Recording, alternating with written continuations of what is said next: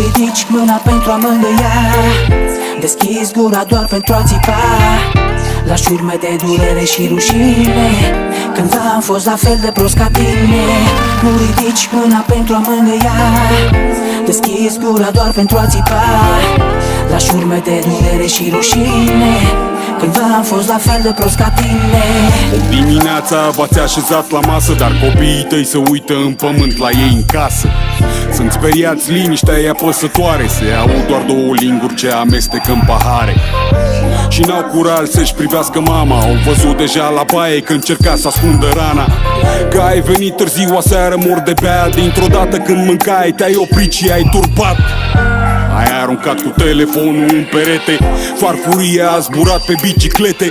Mijlocul nopții și vecinii din prejur auzeau doar vocea ta cum scuipa în jurături.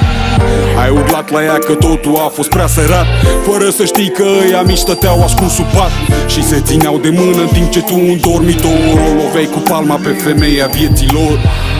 Ți-arunci neputința pe soție și îți amputezi copiii încă din copilărie. Boule, le umpli viața de rușine, prostule, cândva am fost la fel ca tine. Nu ridici mâna pentru a mângâia, deschizi gura doar pentru a țipa. Lași urme de durere și rușine, cândva am fost la fel de prost ca tine. Nu ridici mâna pentru a mângâia, deschizi gura doar pentru a țipa.